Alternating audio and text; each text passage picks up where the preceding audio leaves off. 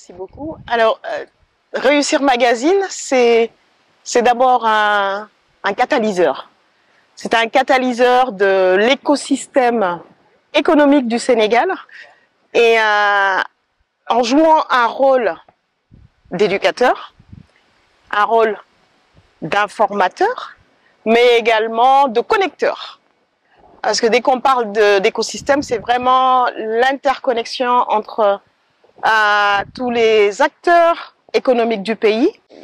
Réussir Magazine joue aussi ce rôle de formateur, de sensibilisateur et nous donne aussi des tendances. Je pense que quand on a besoin d'informations fiables, donc c'est la fiabilité des données, on a tendance à aller fouiller un peu les magazines de Réussir pour aller trouver l'actualité, pour aller trouver les données fiables, les chiffres sur lesquels on peut se baser pour pouvoir accompagner une décision ou pouvoir alimenter une réflexion. Alors, un impact très fort parce que quand on est catalyseur, ça veut dire qu'il y a beaucoup de jonctions qui se jouent.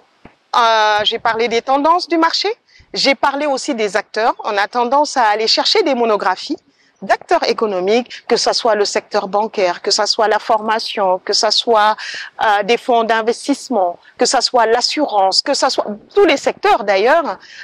On a tendance à aller fouiller dans les magazines de Réussir pour pouvoir aller chercher l'information et la vraie et la bonne information.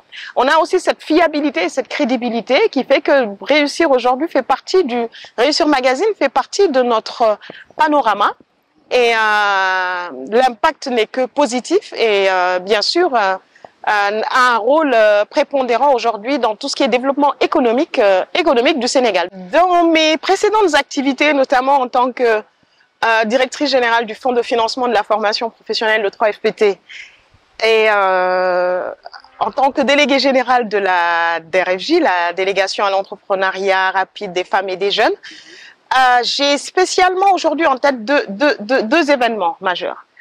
Je pense que la première fois où le concept de banque, la banque du financement de la formation professionnelle a été sortie, c'était lors d'une interview avec Réussir Magazine où j'ai dit que le 3FPT pouvait être considéré comme la banque du financement de la formation professionnelle et technique.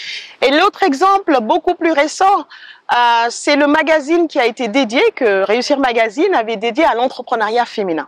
Alors là, je m'arrête là-dessus puisque ayant eu beaucoup de retours institutionnels déjà par rapport à tous les éléments qui avaient été fournis par la DER, en tout cas pour alimenter son numéro sur l'entrepreneuriat féminin, mais également les exemples d'entrepreneurs, femmes, qui agissent dans tout le Sénégal et qu'on ne connaissait pas et cet exercice nous a permis, en tous les cas, nous, derrière, de nourrir aussi notre activité en créant un livret des bénéficiaires.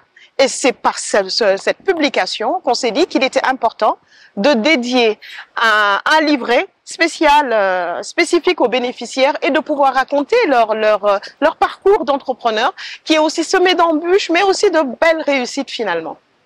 C'est un bel événement qui se profile et c'est avec grand plaisir que je participerai